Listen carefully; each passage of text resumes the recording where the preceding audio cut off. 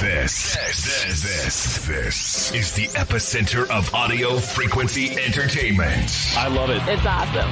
Can't get enough of it. Oh, yeah. You guys are the best. Heffron and Reep. I love you, love you, love you. The Heffron and Reep Show.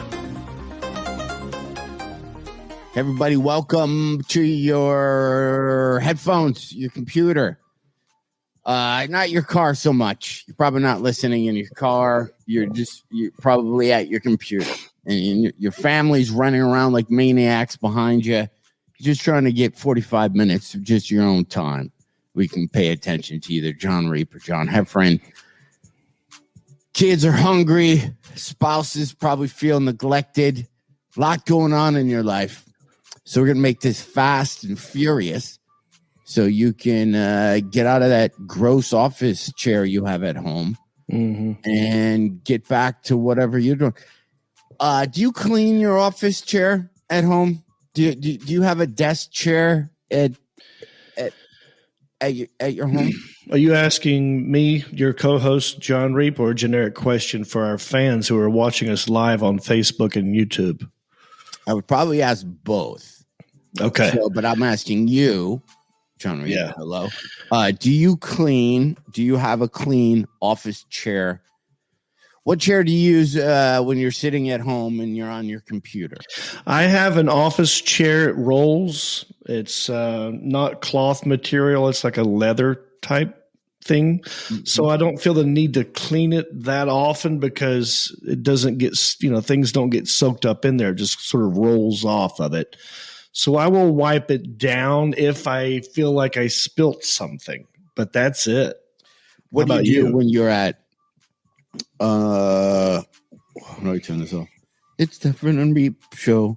What do you do when you're at a hotel? With the hotel computer seat. I think that's the grossest part of a hotel. It probably is. It doesn't really enter my mind. I'm not too much of a germaphobe. I am sort of a neat freak in that I like things organized and in their place and my bed made up. But in terms of like cleaning things or wiping them down, I don't think of that a whole lot. Occasionally, I know, let's just say I know that I'm going to be nude sitting at one of them chairs. I will put a towel down. Yeah, I'm never nude at that chair. I don't believe that for 1 second. Never nude. Never been nude. Not even like in your own hotel room with the door shut and locked and you're sitting at the office chair and you got out of the shower and you sit down real quick to do something. You've not once done that. Been nude sitting at the office. I don't believe nothing comes to mind. I immediately take a towel from the bathroom and I put it over the computer chair. Yeah. And then I take my Clorox, and I did this way before Corona, by the way, way before.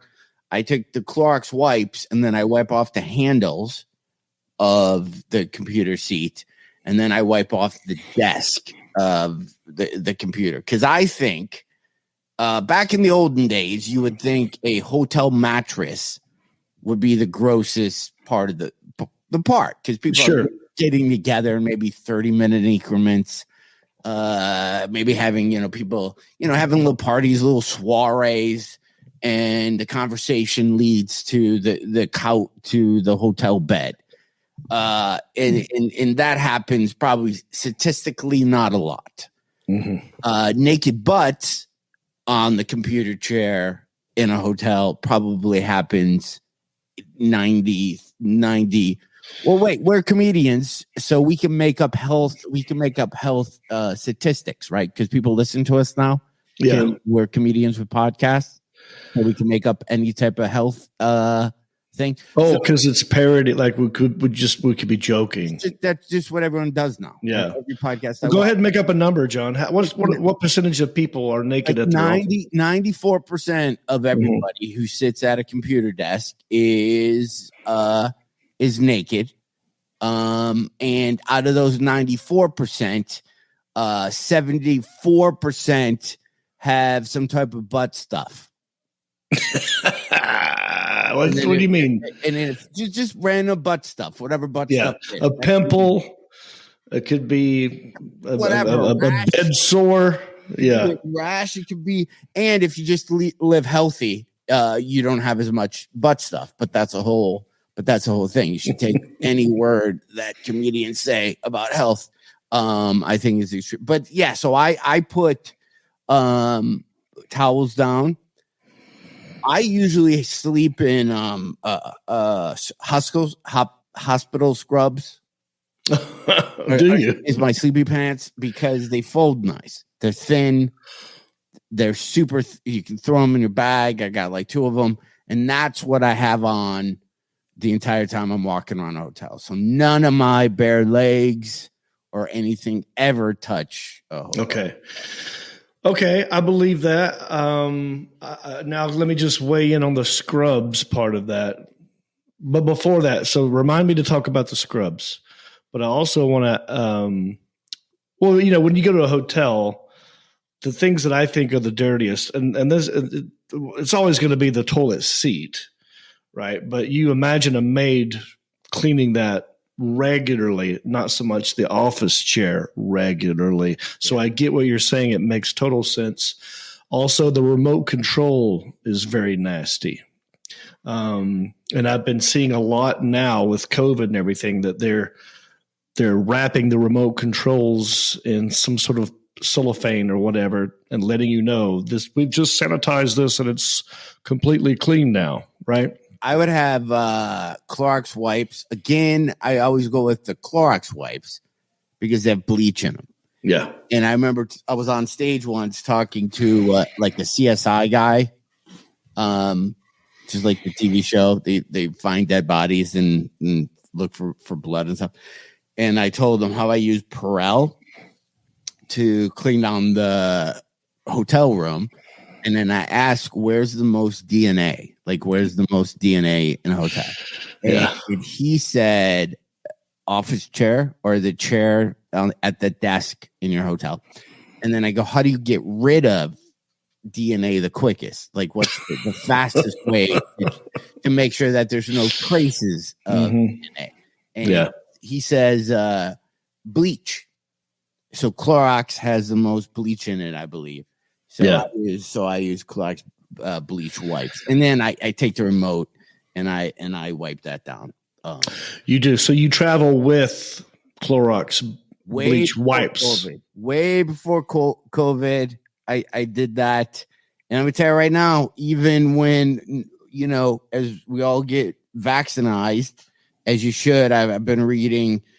I think one of the Fox newscaster guys told people to make fun of people who are wearing masks outside. And so I'm going to let everybody know right now, so it's not a shocker to anybody. I might wear a mask just because anytime I want to, just because I've enjoyed wearing the mask. And he had some science behind how if you wear a mask outside, and he says if you see your kids wearing masks, call the police on their parents.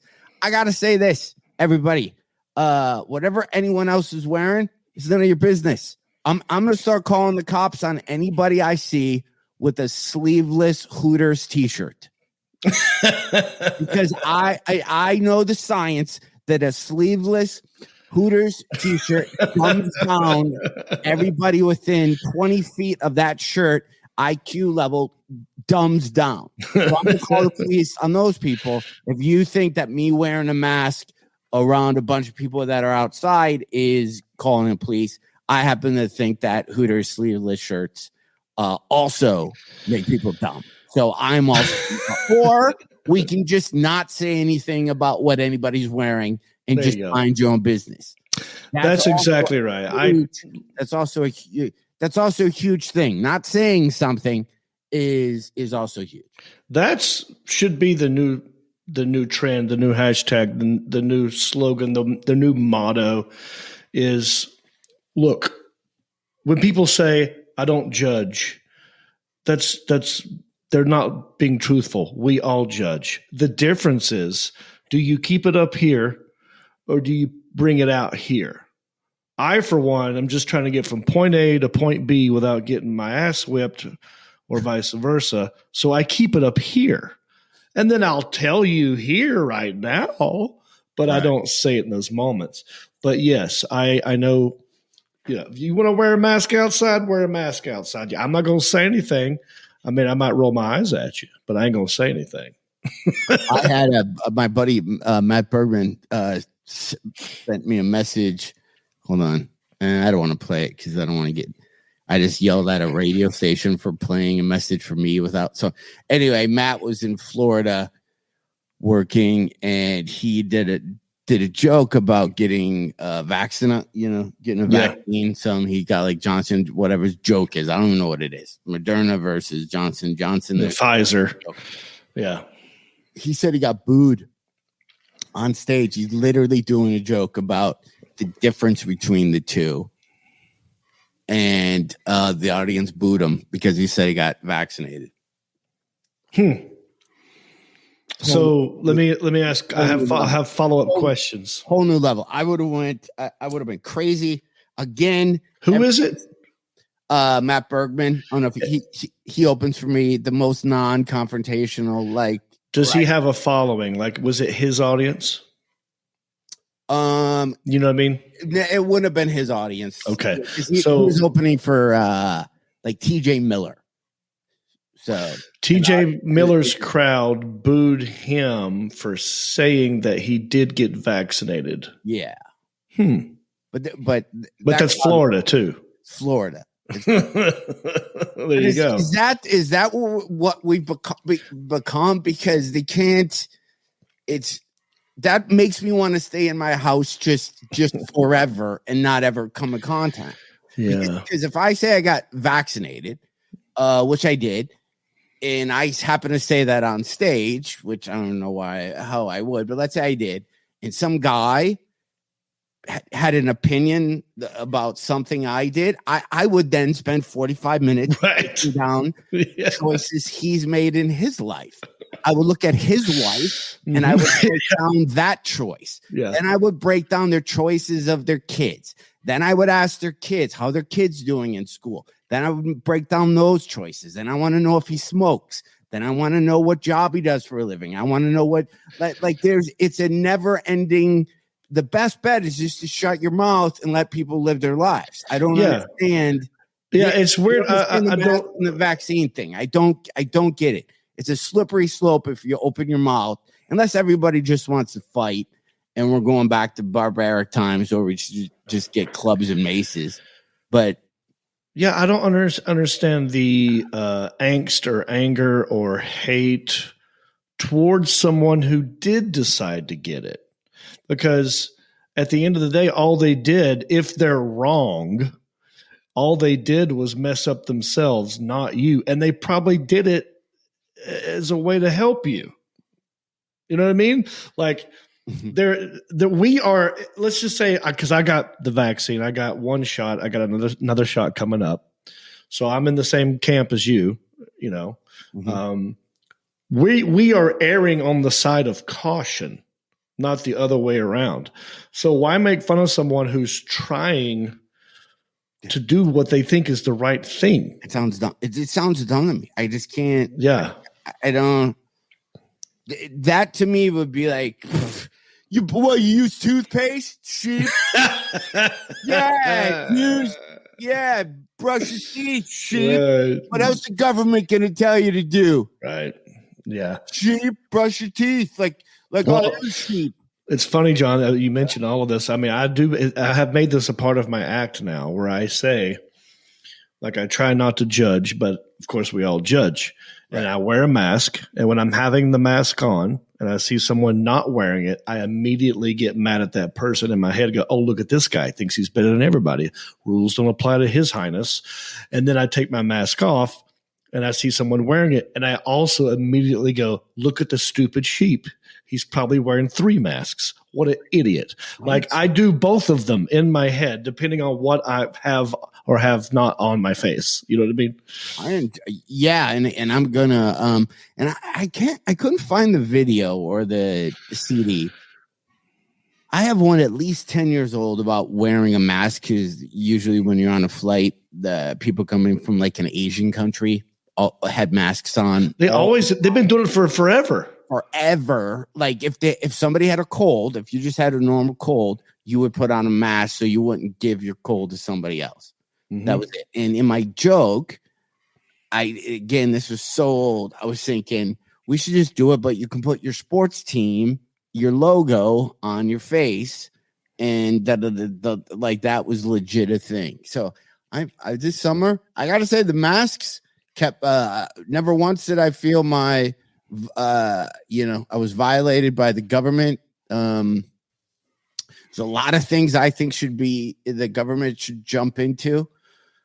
Cargo pants, I think. Cargo pants should jump in. I think we've all had enough with all the big pockets on our shorts. So maybe, so there's a lot of, this is a slippery slope. If one person is going to decide what somebody should wear, then it's going to get weird. There are times where I've enjoyed wearing the mask. Most of the time, I found it a nuisance, a pain in the butt, because you get halfway out of your car into some place and you forgot and you got to turn around or whatever. But we've gotten used to it, I guess. But the times that I've liked it is when, and this is going to sound narcissistic and egotistical, are times where I think I'm going to get recognized and it's going to slow me down.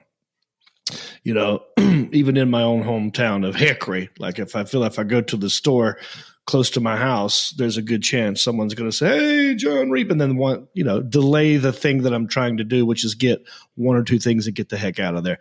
But if I've got the mask on, I feel like I am a ninja, and I like being a ninja.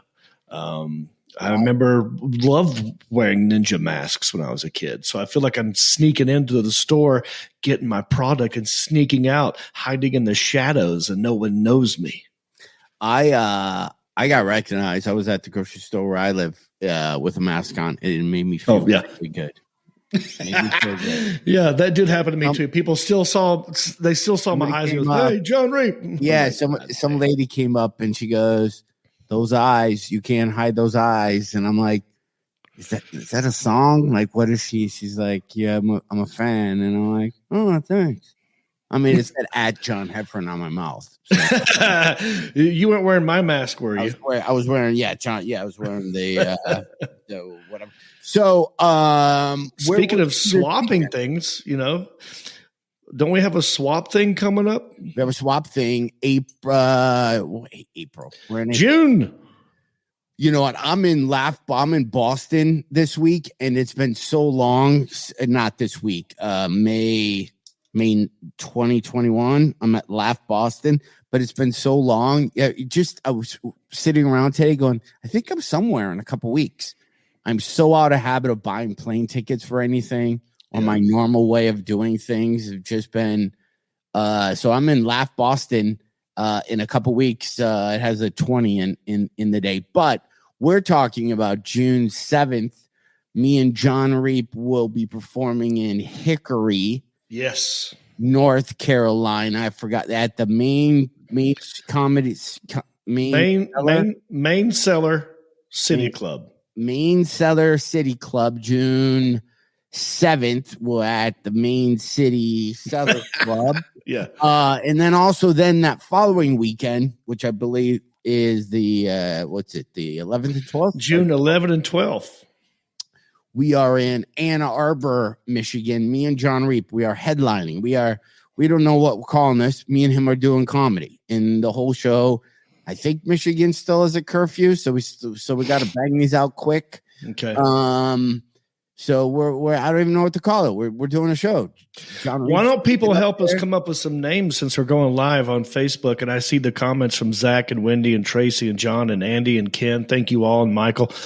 Help us come up with a name for this show. I mean, because we're going to make it a TV show as well. Like, what's going on? We're going to have a feature comic. So there's gonna be a couple comedians and me and John. And me and John will do a half hour. I'll do a half hour, and we don't know what order, but it doesn't matter.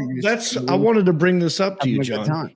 I wanted, this is good time to ask this question, because I mean, we have a month to figure it out. And So I'd rather sell tickets. Plenty of time. We got to sell tickets. Yeah. Just know this: no matter what, you're going to see two seasoned professional headliners on one show. Okay, so just know that. We don't know the order. Yeah, we don't know exactly what we're going to do. I think. Let me pitch an idea to you, John. Do you like it when I pitch ideas to you? Yes, I do. Let's hear it. So, since you're coming to my town first, okay, Hickory. At the Main City Cellar Club. I'll be in Charlotte in Greenville, North Carolina. Is that there's a place? Yeah, I'm there that weekend, and then Charlotte. Then on Monday, June 7th, is when I'm coming to Hickory. How much time do I get John Heffron in Hickory? I don't have tickets yet, so you got to be. We got to figure out when you're coming to Michigan. Yeah, the shows that we have that weekend. You can be that guy and fly in day of on Friday, or you can come in Thursday, or I can come to Hickory. I'll be in Charlotte doing a corporate gig, but I can come to you Sunday night if you leave a key by your rock and your mom knows a stranger's coming into your house. I can be to you Sunday night, and we can have all Monday. Each other, and then do the shows. Monday night at the main cellar city club. I think good. So you have I'm sorry, John. You said you have a corporate thing that Sunday night, June 6th in Charlotte, but it's early and I'm only an hour away from you. Like I'll be done by 8:00, so I could be to your house by 9 or 10 on Sunday. Are they going to provide accommodations for you the night of June 6th? Night of, yes. Yeah. Okay. So that's fine because we'll have the whole next day to do stuff before the show. I'm saying give yourself take the latest flight out on Tuesday, the 8th, or the earliest flight out on the 9th, that Wednesday. So you're saying take a day. Yeah. Show Monday. Give me a day so I can take you around Hickory and do things with you. Ruckus on Monday. And then that following week, June, you can put up the Ann Arbor. I don't know who's doing that, if that one's even around. June 11 and 12. It's the same week. If you could put that thing up, because those tickets are on sale now. And the website, I believe, is aacomedy.com.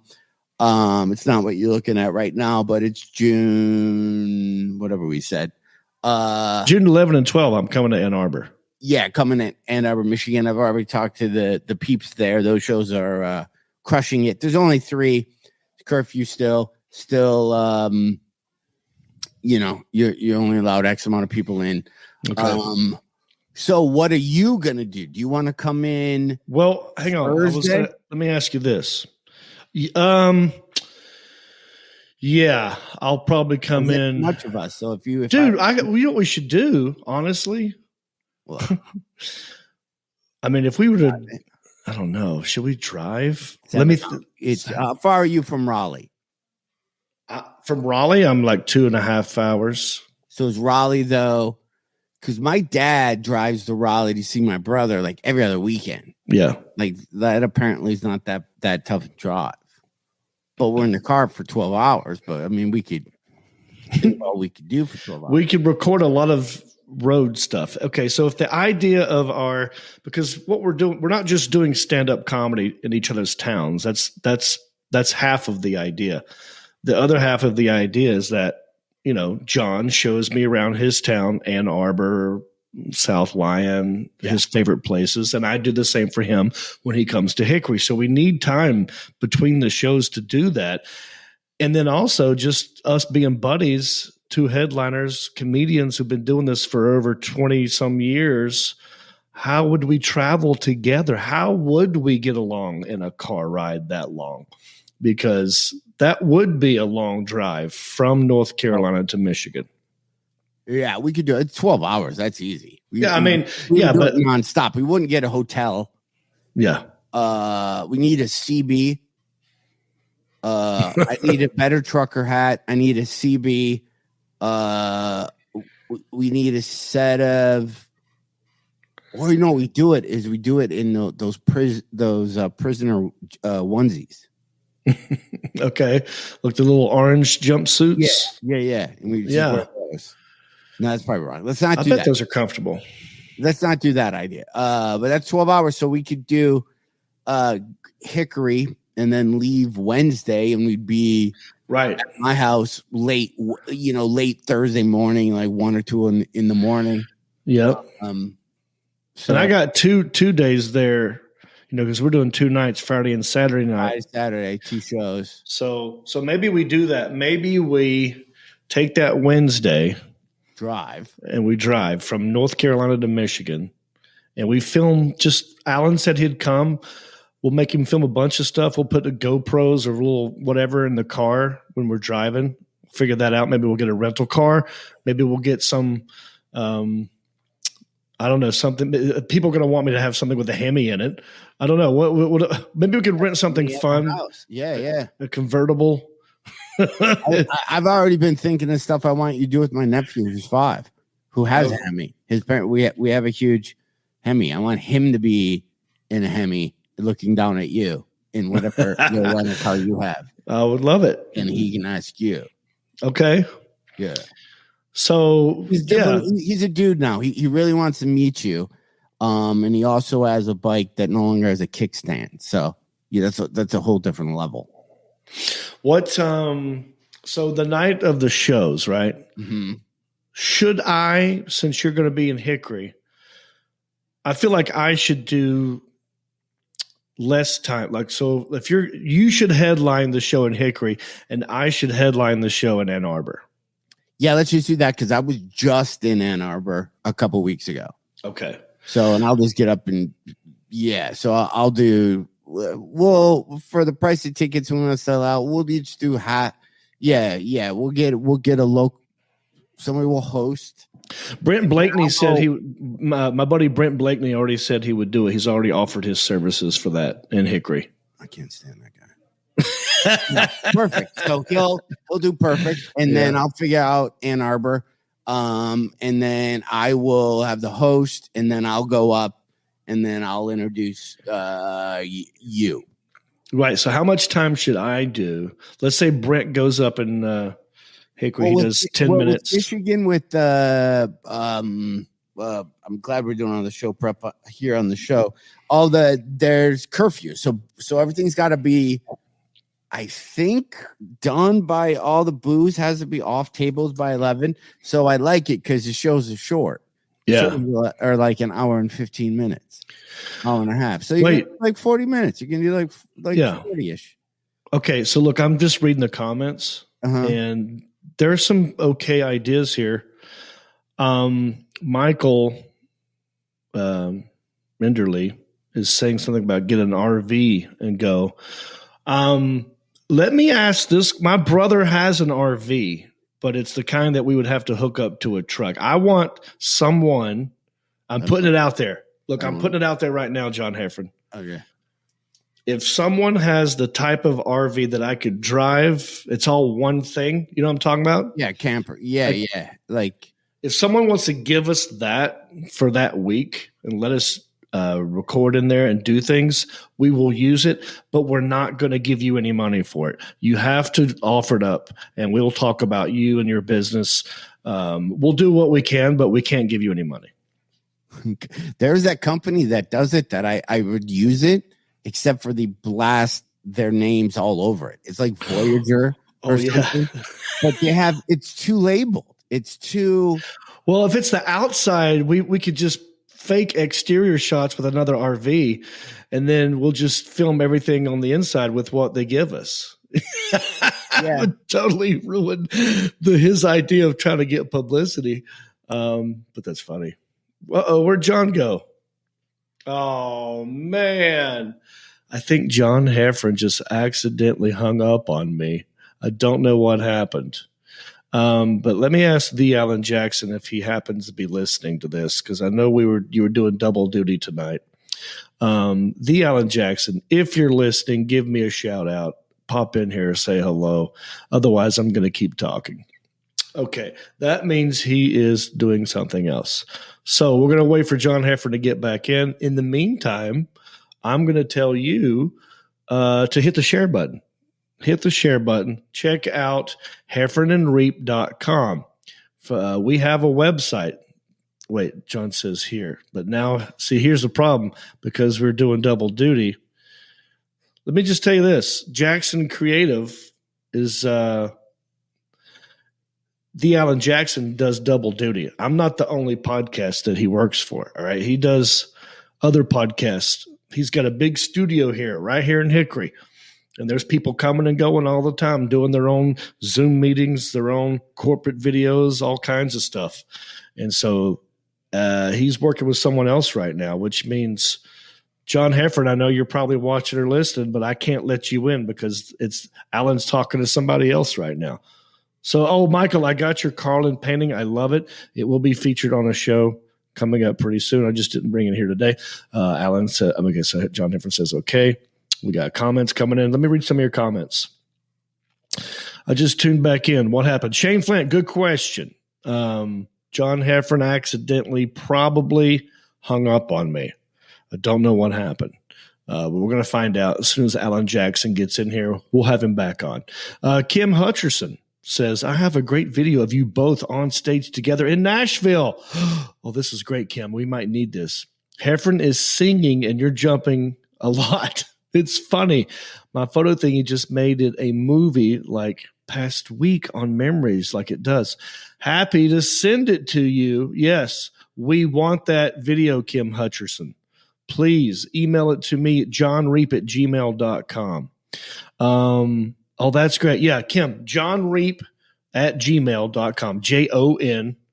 JONREEP@gmail.com.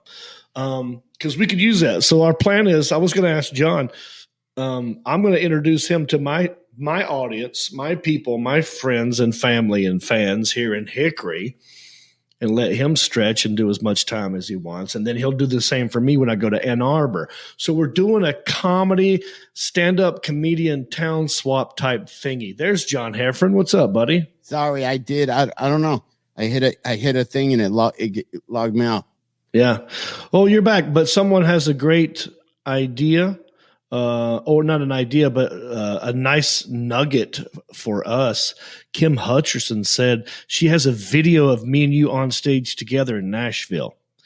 And you're singing, and I'm jumping up and down a bunch. Someone named Kim Hutcherson. I guess she saw us together.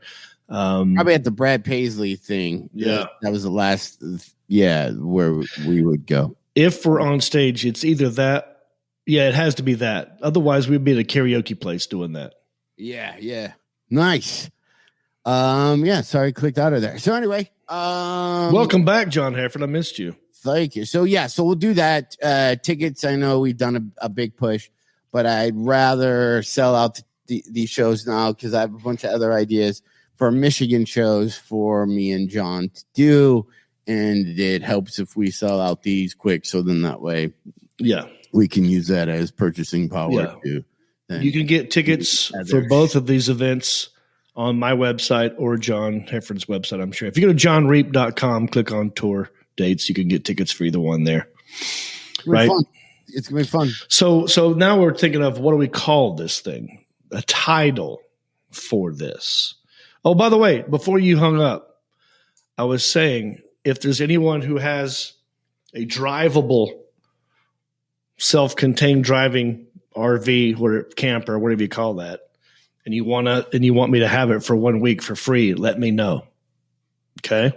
I'm happy to take it off your hands for $0 for, 7 days. You know what's so funny is thinking how fun it is to drive places when you were in your 20s or 30s, but when you actually think about doing it in your late 40s or so, things change. We're like, can we express jet it? Can't we just spend an extra $300 in private plane it? I know that it sounds. No, I mean we could, but it wouldn't be for the show good. But I know what you're saying. Like, okay, so I've always had the fantasy of like, John, can I just talk to you for a second, please? I've always had the fantasy Right.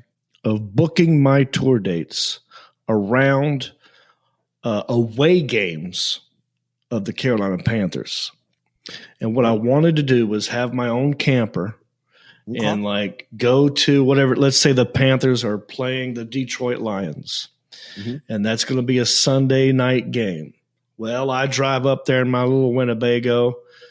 I do the gig, and I take my camper as soon as they let me into the stadium, and I tailgate for that game, and I'm there. And I just travel that way. So whatever the next away game is, I start heading that way. Maybe it's, San Francisco. That's a long drive. Right. But I base my whole tour schedule around away games in my RV, and I just tailgate and have fun and watch football. But then the older I get, the more I'm like, well, who's going to drive? Yeah. Who's going to open up the awning? Who's going to put the grill out? Like, I got to do a bunch of crap. You got to get like Bert Kreischer level and have 700 people who do all that for you. Right. So you can just be the party guy. But there is the grill guy, get the beer guy, set up your merch guy, sell your merch guy, drive the thing guy. There's a lot of guys. Like, so the more you do that, the more people you're paying. Right. Yeah. And then if you want to be like a lot of those people, then you got to get a dog that you got to carry with you. You're one of the only few comics I know who doesn't have a dog that, on stage anymore. That's a new thing. Well, who else is doing it? I knew Eliza was doing it. Who else? Eliza's always done it. Yeah. So to me, Eliza's always been the dog person. It just seems like everybody on Instagram. Dude, there was a lady that opened up for me one time. Dog, butt shots, fans only is the thing that I'm saying. There's a lady who opened up for me one time. Well, she was like an MC or something in Naples, Florida, at the house at Off the Hook Comedy Club. The girl who had her own little tiny, like a hedgehog. And she did like 10 minutes of comedy and then reached into her pocket and pulled it out. Like it was in there the whole time. And it's a tiny little thing. And she would bring it out and talk about it. I'm like, okay. That can't be good for I don't know if it is. I don't know hedgehog stuff. I had a friend who had a pouch and had they're not called marsupials because that's a form of animal. They weren't a squirrel. It wasn't a squirrel. It was, I don't know. They look like little hamsters. And he had it in this pouch. And what we're eating at Five Guys, and he'd take a French fry, and I'd see him like put the French fry down in this pouch almost the whole meal. I kept seeing him do that. And I'm a guy, I don't ask a lot of follow-up questions. But I was thinking, is he saving fries for later? I don't know if he's poor and he's saving food so he doesn't waste it. Right. And then he goes, I go, where are you putting those fries? You keep putting, what's in that bag? He's also a magician. He goes, I don't even know what they're called. He pulls out this thing and runs up and it just stops and it's right here. Oh, wow. It kind of looks like a little baby bear, but kind of a squirrel. But you keep them in pouches and you walk around with them. It's kind of disgusting. I went out. I remember I was 20 years old, 22, and I met this girl, and I thought she was crazy hot. And I think we went out once, and in the middle of the day, we were going to go do something. And I went to her apartment, and she had a iguana. Yeah. And there was iguana shit just on every couch, on every chair. It's walked around and it was just sprayed white iguana poop. And it just in my head, no matter how hot you thought somebody was, and you're 20 something, so you obviously want to, hook up. But there's a level of a line you cross. And I'm like, I'm not staying at somebody's house who has iguana, one who has an iguana. Right. That's like people have ferrets. There's a couple pets that have them be like, yeah, Mom, but definitely not staying at the iguana. What's wrong? Why? Iguana. I mean, there's a road we could go down here with like exotic pets. Why does someone feel the need to go outside of a dog or a cat? I mean, really, the dog and the cat, that's your basic pet. Yeah. Why do you need something? I don't get why you need a different animal for you. What is that? I don't need an iguana. I don't need a snake. I don't need a hamster. Why do people need these things? By the way, someone keeps saying sugar glider. I don't know what a sugar glider is. Well. Someone on the comments section. Is that like an animal? A sugar glider? Is that a type of RV? What does this have to do with the conversation? Yeah, that's why I never read them. It's because a couple of people are saying sugar glider, so that must be. Yeah, it's a thing. I don't know what it is though. I think it's the animal that they kept that you would keep in your pouch. But yeah, gotcha. But yeah, like it's iguana. You're kind of out. I think with somebody. I don't know. Has anybody? You've had John. You've had dogs and cats. We had dogs and cats. Have you ever had anything outside of that? As a kid, I had 2 hermit crabs, Dr. Pepper and Mr. Pip. We got from Nags Head, North Carolina. So I had them, but they were in a really cool army. I put them in a really cool, aquarium with army trucks and army guys. So that was cool. Yeah. I wasn't trying to impress girls with them, though. But it wasn't something that you could get out and play with and roll around and rub its belly. Maybe somebody convinced us to get a hamster, but I hated the thing almost instantly. Can't do anything with it. It bit me.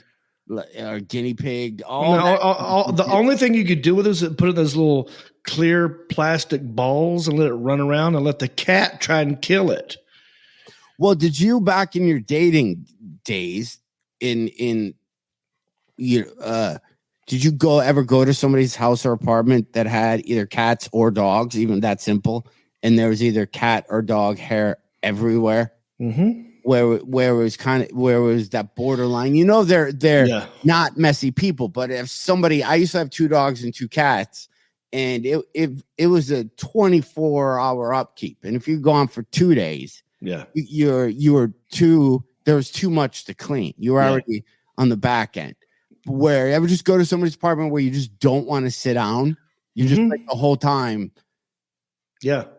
Yeah, but especially it's like they say, and the ones who have the animals that shed a lot are also the ones who want you to come over and hang out before you go out, even though you just took a shower and you just put on clean clothes that maybe you ironed or got out of a dryer, and now they want you to sit down on their couch like a lint roller and get all that crap on your clothes.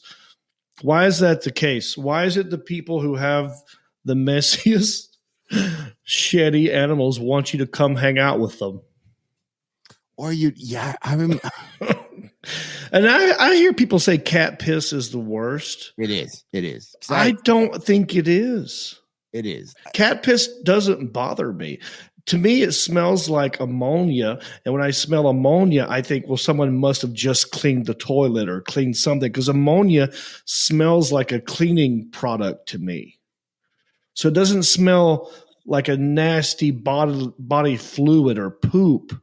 I think, it's probably clean. I know I'm probably the only person who thinks this. You might be the only person. Yeah, because if you smell a lot, because the cat pee gets into the wood and then it's there. So you can clean that all you want if your cat. I had female cats, so I don't think they spray as bad as. Oh, they spray. But that's the thing. Like if you're going to somebody, if you're younger and you're dating, and with all the people who comment on our thing, I think everybody's kind of our age, John, for the most part. So I'm scrolling right here. Shane's married. Like, would you though? So wait, let me ask you this: am I wrong when I say cat piss smells like ammonia? Is that true or false?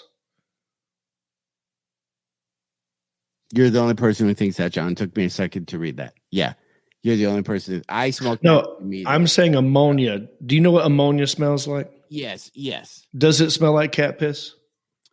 No, ammonia. Okay, then I'm me- thinking of something totally different. Yeah, ammonia to me reminds me of salted vinegar chips, just to make things weirder.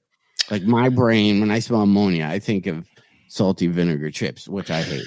Am I the only person that thinks ammonia and cat piss smells the same?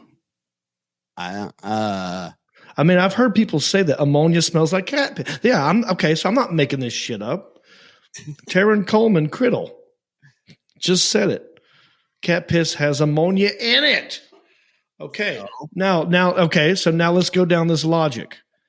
Okay. Is ammonia also something that may or may not be in a cleaning product?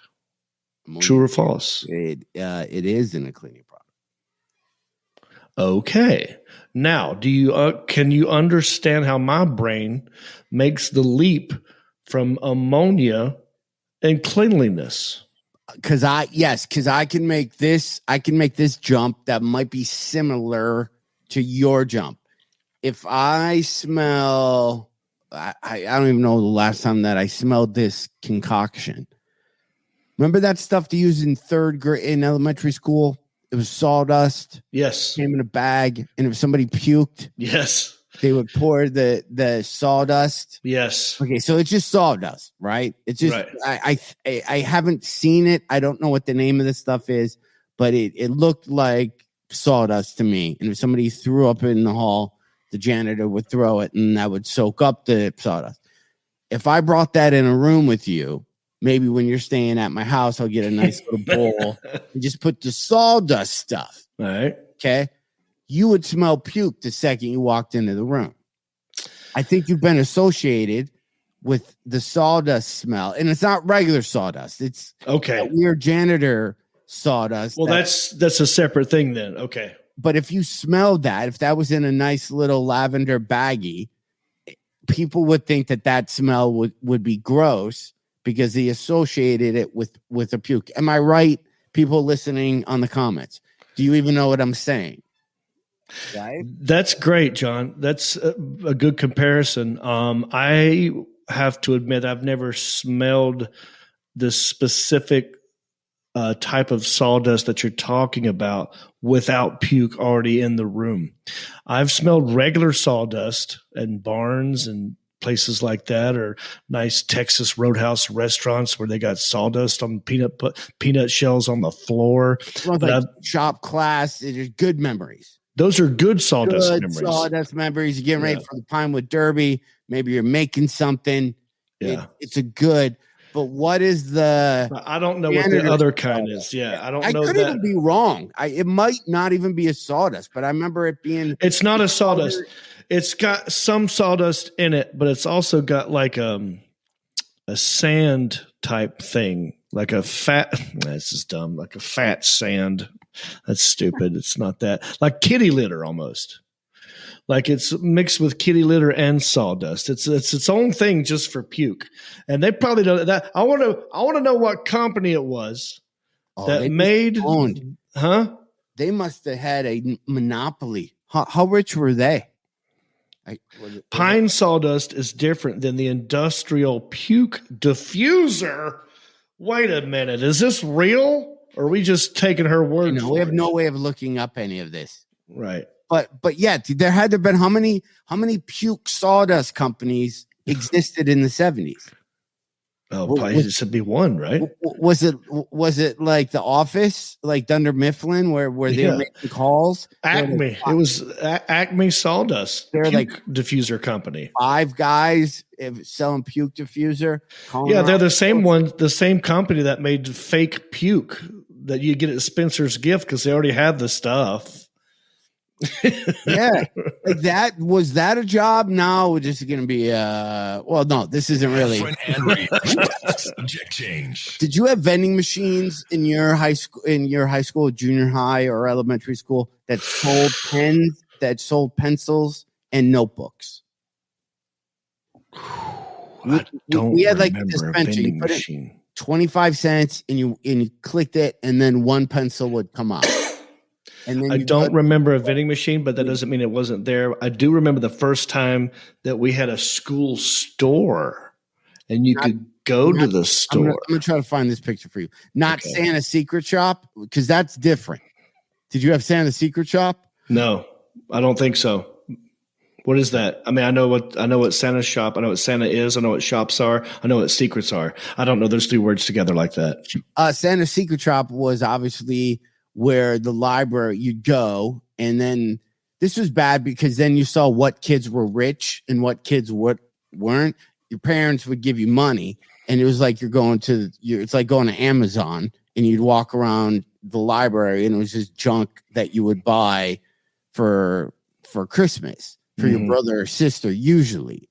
And what the deal was is you'd get X amount of bucks. Your parents would give you $5, and then you go buy something. And then I remember my exact purpose or purchase. I bought my mom a picture of the Mona Lisa, but like super small. I don't remember how. It's not even 8x10 size. I don't know sizes, but like smaller than an 8x10 of a replica, obviously, of the Mona Lisa, because who wouldn't want that? And then I realized you got cash back. So then I bought one of those books where the word was hidden, and then you took the marker. You took this magic marker and you drew over the hidden word, and then the word would pop up. Wow, that sounds cool. And it was cool. That's why I got it. But so it would tell you a whole story, but it had hidden words in it, and you took you took like the little highlighter, and the words would pop up. So my mom got the crappy deal of that. Hey, by the way, can I show you this? Yeah. Did I ever show you my high school? Okay, this was in my. Do you want to send it to Alan? I mean, I think Alan's available now. I don't know. Let's ask Alan before you do that, because maybe it'll be better if Alan has it and can throw it up here. If Alan is in the room and is watching, we're not sure. Boom. There he is. Alan Jackson. Yeah. Okay. Good. So, what were we talking about before that? Email it. Yeah. Secret Santa Shop, Mona Lisa. So I got my mom the Mona Lisa, but I was trying to see. I was trying to show you what the pencil thing. Okay. A pencil vending machine. Yeah, it was a pencil vending machine, and there was a kid, David Holden, where every morning he bought a pencil in the thing, and at the end of the year, he had a whole pencil box of them. Oh, that sounds awesome. And then some kid bought them from him, and he profited. He made a lot of money because I guess this is this. I'm gonna kind of change stories here. Wow, hey, a little side hustle going on. Well, my side hustle when I was in elementary school is I would sell Hubba Bubba. No, Bubble Yum. Yeah. We would sell Bubble Yum. Bubble Yum came for 25 cents. You could get 4 pieces of Bubble Yum. Yeah. At recess, we would sell each piece for 25 cents. Yeah. So it's a huge profit. What's the math, people? What type of profit are we making? We're making a lot of profit. So you're that kid that did that. I know a couple of kids in high school that did that as well. So here's where we got busted. So we were selling, then we moved our operation to all sorts of candy. So we would just had this thing. People would come up to us and be like, "Do you have any Reese's? Do you have any whatchamacallits or marathon bars?" And we were selling candy basically out of our thing. And where we got busted was, and this is about business partners. This is it. So I was doing everything on. I'm going to show this to you next time because I can't find it. I was doing all of this on the up and up. Okay, my partner Gary Jodway. Here's where he got. I don't have the video. Here's where we got in trouble. We started selling cinnamon toothpicks. Oh yeah, right. So you would take the toothpicks, you'd soak them in cinnamon all day, and then you put them in tin foil. Whoa! You made them yourself? We made them ourselves. So we would make the cinnamon. We had bowls. We made cinnamon. and then we'd wrap them, and then we sold them in whatever quantities. I don't remember, even for the sake of the story. If we sold, it was like you got like a pack for 25 cents. That kind of seemed like that was the denomination that everyone used back then. So it was like 25 cents. So then we realized how much time it was taking us we'd have to soak the toothpicks for a day, right? And then the next day you'd wrap them up. This is where people get greedy. Where there was a lesson learned. Gary goes, let's just not sell them cinnamony. Let's just sell the toothpicks. And I was like, but we're selling cinnamon toothpicks. He's like, no, we'll give them a hot toothpick. You give me one. I'll act like it's so hot I can't even keep it in my mouth. You hand the kid the hot toothpick, and then you hand them the rest of the pack for 25 cents. I'm in third grade. I'm in third or fourth grade because this is like the first fight I ever got. So I did it. Then the kid does it. The kid happened to be a maniac, and he took two more to show us how tough he was and put two more cinnamon things in his mouth, and he didn't do anything. So recess is over. I'm sitting in class. Mr. Harrell, our principal, comes in the room, calls me to the office. He's like, "Hey, you're selling candy at lunch. You can't be you can't be doing it." So like that's been cut off. He goes, but the bigger lesson here, he goes, I don't mind you trying to make money as long as it's legal, but you're deceiving kids by selling them fake hot cinnamon toothpicks. Well, yeah. So we got a little bit too big. Yeah. We got outed quick, and I just knew it. If Jodway just would have stayed, if he would have just stayed, and we would have stayed selling hot toothpicks, we had it wrapped up. Nobody would have said anything. They were highly illegal at the time, and he just got greedy. We decided just to cut we cut the toothpicks with water, basically. Okay, wait. All right, I have so many questions. This is great. I did not know this. First of all, you guys were making cinnamon toothpicks before they were already a thing, or were you just making your own because you thought it would be cheaper? It wasn't a thing. Okay. So quite possibly you started this, because I remember getting these toothpicks at stores or wherever, and it was about a major company was making it, it wasn't like some kid. Yeah. So someone must have taken your idea and rolled with it into a huge thing, because so you're saying you would buy toothpicks. Yeah. And then we get a bowl. A bowl of cinnamon. Cinnamon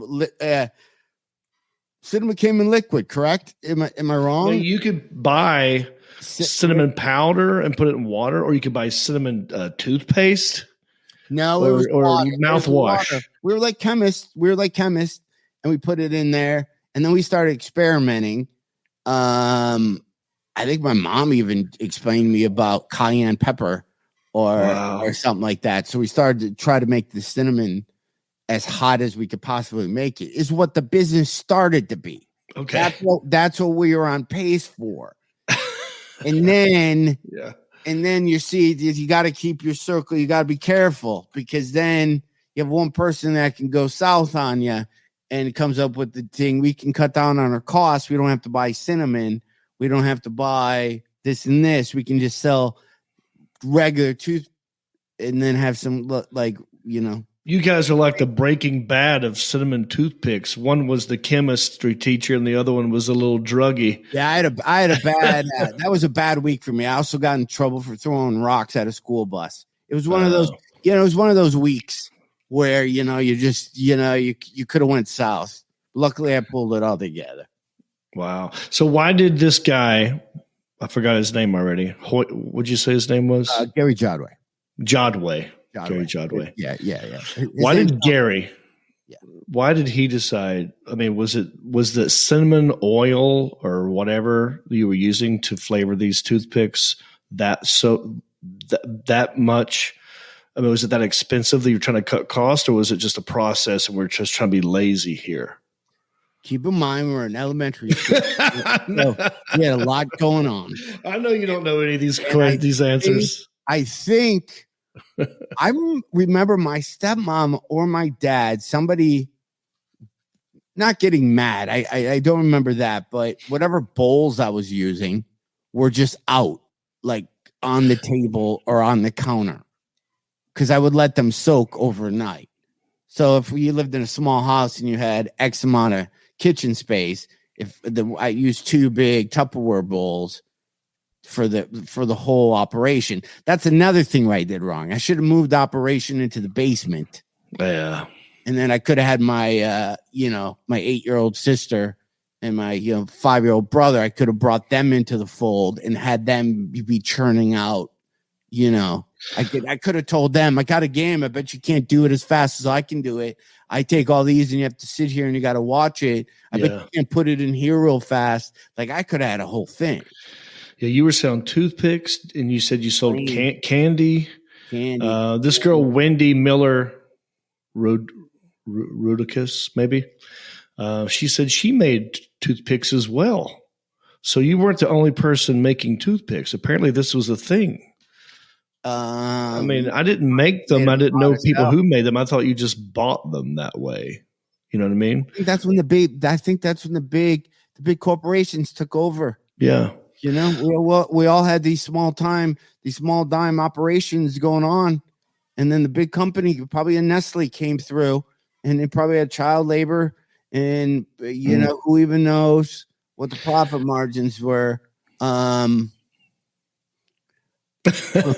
John H. Oh, Gary Godway, the cinnamon toothpick magnet. Yeah, I remember him now. But the thing about Godway was he was like. Do you know this person, John H? He's probably he's probably John Heffron. No relation. But the thing about Gary is we'd go, and I remember them being in the plastic because bubble gum went for 20. I remember buying gum for 25 cents a piece. Yes. And it was so that's 75-cent profit. Yeah. You were making quite a bit of coin on the side as a kid, because I remember a kid in my homeroom who sold Tootsie Rolls. He had a bag. Yeah. Just every that homeroom class is 10 minutes before the school starts. Yeah. People are just coming up to him, what you want, what you got, what you need. I got everything. Yeah. And that kid's a bad kid. And suddenly all the school systems have vending machines. Hey, that's weird. Hey, John, now it's not so bad when you're getting a little bit of the cash now, is it? Kids trying to do it on the side. Suddenly they're the ones. But Jodway was getting busted, and the kid, I forgot the kid who was going to cinnamon oil comes in little glass tubes, a drain. Same used to make homemade hard candy. Yeah, I remember it being a liquid, and then you could actually put the cinnamon sticks in the thing. But Gary was one of those kids who was he wasn't a big kid at the time. Keep in mind we're in elementary school, but he would fight. Yeah. He was one of those kids who weren't afraid to fight. So if you would eat like a cinnamon and go, I want my money back. He was like. Yeah, he was like the muscle of the mafia organization. Yeah, like he was like the enforcer. I'm seeing a lot of people leave comments about that they made their own cinnamon toothpicks. So this was a thing, I guess. Roxanne Sussex, she made her own cinnamon toothpicks as well. That's great. I mean, how come they don't make those anymore? How come when you go to like a restaurant now, they've got the. I mean, if they have toothpicks at all. Remember, they used to come in. Toothpicks used to come individually wrapped. Right. I remember having them like with the restaurant on it, and then sometimes. It was like a joke. You would get a hot one and give it to somebody, and they'd be like, and then you put it back. Yeah. Huh. Yeah, we're gonna bring that back. We're bringing cinnamon sticks. Yeah. Heffron and Reep hot wood or something, dude. I got to pee so bad right now. No, let's just end it. I gotta. Should we wrap it up? Yeah, let's wrap it up. All right. So how do we tell people? Let's. This is what we want you to take away from this podcast. We want you to know. Help us come up with a name of the Heffron and Reep stand-up comedy town swap idea. And we also want you to buy tickets to our live performances. Mine and John's in Hickory and ours as well in Ann Arbor. You can get tickets at johnreep.com or aacomedy.com for either of those shows. Right, John? And if you're in any of those areas, we have time. Feel free, if you have an event, invite us to it. We're going to figure out some things. Take John Reep to South Line. Take him to the South Line Hotel. That's why I think you need to get in Thursday so we can have a night of adult abbreviation. Yes. What's the word? Libations. Libations. Libations. Yeah. So maybe Thursday night. Swapping Johns. I'll get my 5-year-old nephew to drive us around, but we'll go. Maybe we can find some of these people that sold fake hot toothpicks back. Maybe I can make some amends. Maybe I'll invite them out to a beer and we do a thing of hot damn or something, and I'll buy. Yeah, I gotta take you to Silver Bullet. Maybe take you to my old high school, where we used to bowl and play putt. First place I got into a fight. I got all kinds of ideas of what we can do. You guys tell us what you want to see. You want to see, but make sure you go to all those websites. Share if you're going to the event and the event's on Facebook. Share, say you're really excited about going to this. All the dates are there. Hope you're well. Yada yada. It's are we doing this Monday? I know Monday is Monday. Cinco de Mayo's coming up a couple days. This Monday, yeah, we're good for the 7th. So we're good for in a couple days. Wait, I'm sorry, I'm looking at the wrong thing. What did I send out? No, we're fine. Today was the one that was going to be wonky, but we got through it. Oh, yeah. Next week's the 10th. It's all good. Yeah, we're good.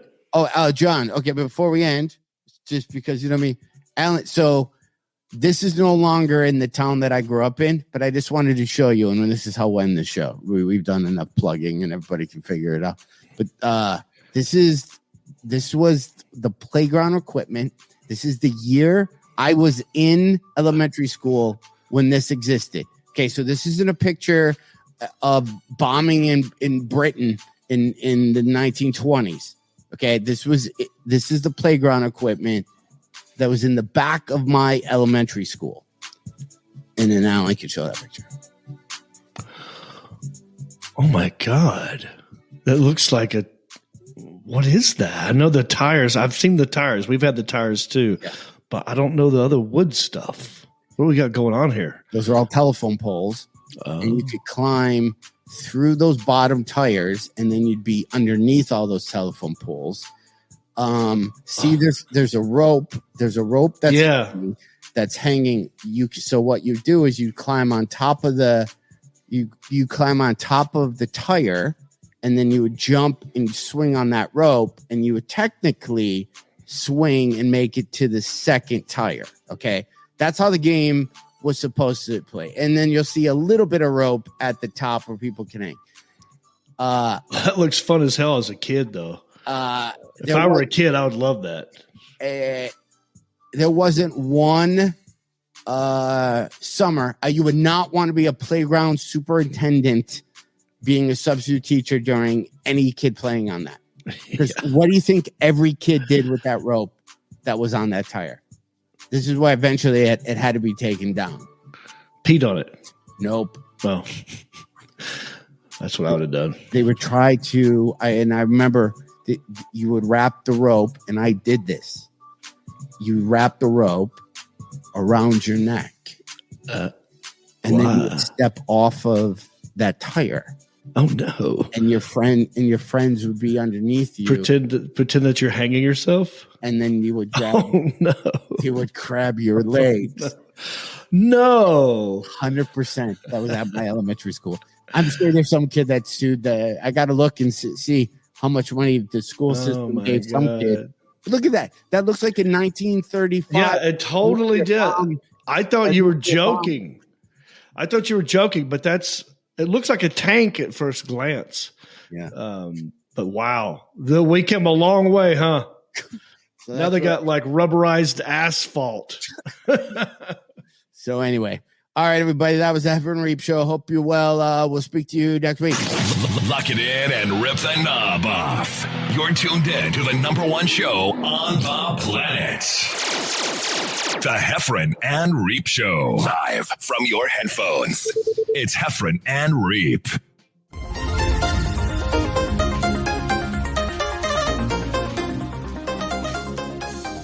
Since you love the Heffron and Reep Show, please go to iTunes and let them know. Rank the show and leave a comment. We don't care what you write, you know. They, Heffron and Reep, have low self-esteem. So please validate